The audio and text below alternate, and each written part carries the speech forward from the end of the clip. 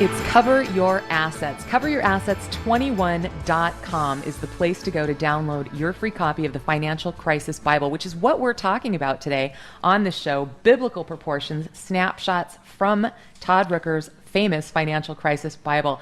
And one very hefty section, Jason Walgrave, is about short sales. Short sales, everyone is familiar with the term. You read a lot about it. There's a lot of stuff on the internet. There's a lot of stuff on the blogs. Everyone knows someone that's maybe been through it, or they've heard of someone that's gone through it. But the reality is the information, although some of it is accurate, most of it isn't complete. You can as a seller, as a homeowner, go through a short sale and go to the closing.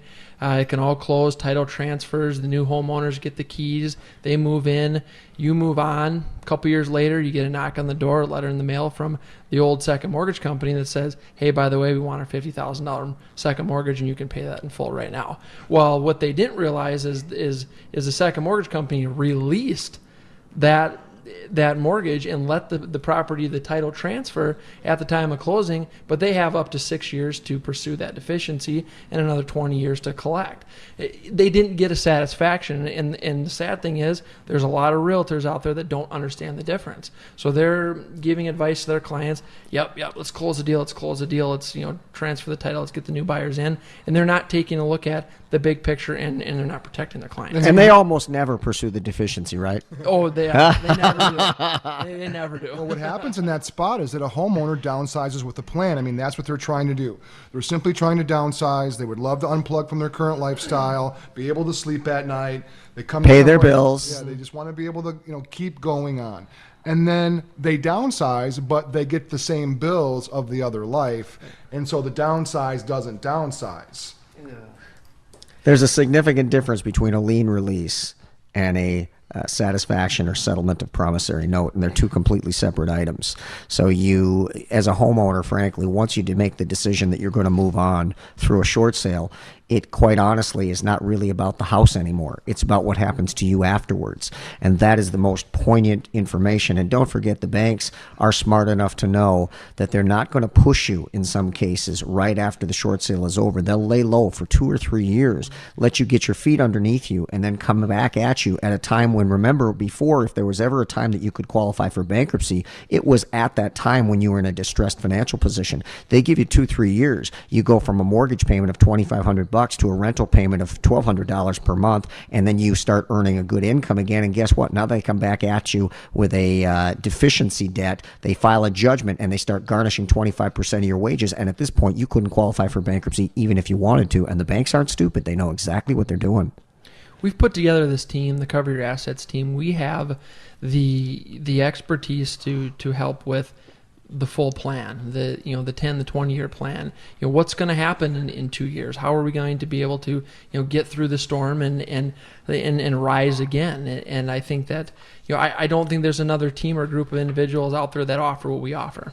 Well, walk us through from the beginning just a bit, Jason, on the front end of this, because I think it's important for people to understand what to be on the lookout for when discussing a short sale with an agent, to make sure that agent is qualified and is going to look out for the very scenario that you described. Yeah, great question, and I get that question a lot. Well, what makes you different, or why should we go with you? And there's some questions that sellers need to ask the agents that they're interviewing. One is, what's your experience? How many short sales have you done in the last year, or the last 2 years, or the last 3 years? What is your success rate? And what I mean by that is, what is the percentage of listings that you take actually close, and with terms that are acceptable to the seller? I go into a lot of listing appointments with sellers when we're talking about short sales, and they'll say, you're never going to sell the house. That's their number one concern. There's no way you're going to sell this house. My neighbor has had their house their home on the market for the last 1 year, 18 months, 2 years. We got the same house, and their agent, they still don't have an offer. Well, the reality is my offer time right now on my short sales is right around 30 days. 30 days to get an offer with a 90% success rate on closing these deals. Now, pricing is so critical, but pricing is very, very tricky, and it's very difficult to come in at the right price. You need to be priced low enough to where you get an offer right away, but you need to be priced high enough where the bank is going to accept that offer. So a lot of times we'll get that first counter from the bank, and they'll say, nope, this is what we want. Here's our counter offer. I will then come back and provide them with real data to prove that the offer that we have is within the guidelines of what they're looking for. Maybe they're 10, 15, or 20% of whatever the market currently is. We also, because we've been working with these banks and a lot of the different banks for so long, we kind of know what the inside information is. We know what their internal guidelines on are, what they're going to accept on an offer, and we have information based on the experience over the years to give our clients the best service. I hear this from clients who come to me who tell me they've already got an agent. And I say, does your agent have experience in short sales? And they say, well, she's been in the business for 30 years, and I'm sure that there's nothing that she hasn't done. And I laugh and I say, honestly, I don't give a crap about that. How many short sales has she successfully completed of the total listings? Have they gotten full satisfactions on outstanding deficient debt? And how many of them wound up in foreclosure? I mean, give me a break. I don't care about the old world, because frankly, in the old world of real estate, when you could have 5 offers the day you put a sign up in the front yard, that was very different. The very thing that you described, I talked earlier in the first segment of our show here today about a client who was given over to the Walgrave team, and literally within 5 days, we had a signed purchase agreement. And based on Jason's statistics of 90% carry through where he's going to actually get that thing done, interesting thing, the neighbors right on the other side of the neighborhood have had their home up on a so-called short sale for over a year and haven't been able to sell their houses. So our client was utterly perplexed as to how that was able to be done. Pricing. Well, it's more than pricing, but it is pricing. Jason and I had a client in Woodbury, and the home was over $1 million property, which is, as you know, in this time, very difficult to move. Fast forwarding to the end of the story, we had an offer that was accepted by the lender inside of 30 days and a 7-figure property. That's unheard of and unprecedented. But let's look at that for a minute. And of course, it was priced right. But Jason also has access to a network that has over 60 websites. He's also on 2 radio shows. I mean, he gets exposure. It's more than just a sign in the yard. He is a marketing guru in this field and can bring in the buyers required to have that property moved. And by using a law firm that has its own loss mitigation department, you're not talking with a realtor that made 1 call into Countrywide and 1 call into Wells Fargo and 1 into Bank of America and trying to get it done. You have specialists for each of those lenders. The Rolodex knows the speed dial for the lady at Bank of America that makes the call in this deal. And look, we know the market. We know the value of this house. We know what you're looking for. We have all that.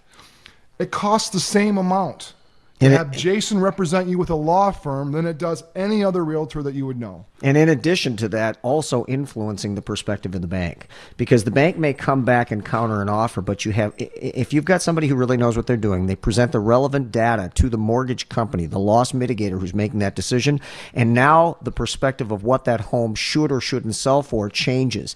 If you don't have the ability to know exactly what they're looking for in terms of a BPO and what influences pricing and what the neighborhood is bringing, if it's not presented properly, then the bank just believes the house is worth way more money than the offer and they walk away. But if you know what they're looking for, you can influence that. That's one of the things that you do, Jason, that I thought was, phenomenal. And then it's not just about the short sale and getting the house sold and that's it. It's about the team that we have here. It's about credit restoration. It's about rebuilding with Todd. It's about bringing in the property management companies that we partner with to, where are you going to go for the next couple of years until you're in a position to buy again? We want to provide all of your options from beginning to end and help you on that path to future success. And are you in a position to make those good decisions? It's a heck of a thing to go from a mortgage that's $2,300 into a lease that's $1,750 and have no more capability of making the lease payment at $1,750 than you could at the $2,300, yet you know so little about your personal finances that you don't even realize you're walking into another black hole. Mm-hmm. And I see that all the time. People have to know enough about their personal finances. And when you're going through something that seemingly is chaotic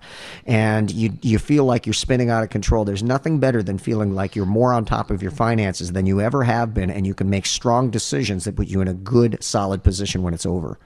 that piece of it is so important, because then we can take a look at, you know what, is maybe short sale is not the best option. Maybe it's the loan modification, because like Todd said, if you're reducing, let's say you've got a payment, your mortgage payment is $2,000 and you want to get down to a $1,500 or $1,600 rent payment, well, have you taken into consideration your principal reduction? Have you taken into consideration your tax benefits of owning versus renting? You've got, anticipated appreciation. When you break down rent versus owning, a $400 a month savings may not really be a $400 a month savings. Absolutely. You've got other things to consider, and people don't. You've got the difference in the tax write-off because of the interest.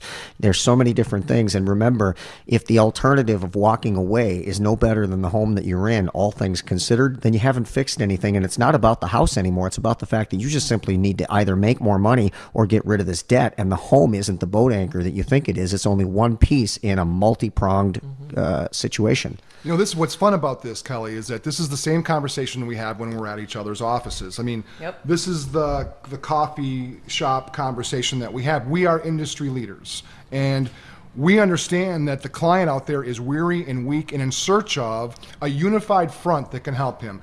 Everybody has a horse in their race. The loan mod guy tells you to loan mod. The short sale guy only has one way to make a commission. The bankruptcy attorney tells you to file. And the credit repair guy says, well, you got to live somewhere. You might as well have good credit. And at the end of the day, they may be well-meaning, but did it serve that family's ultimate goal? And then did they navigate them to safety?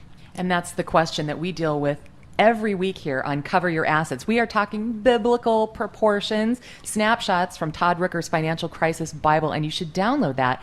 And you can do it for free at coveryourassets21.com. That's coveryourassets21.com. And also you can reach us all week long at 855-835-8500, 855-835-8500.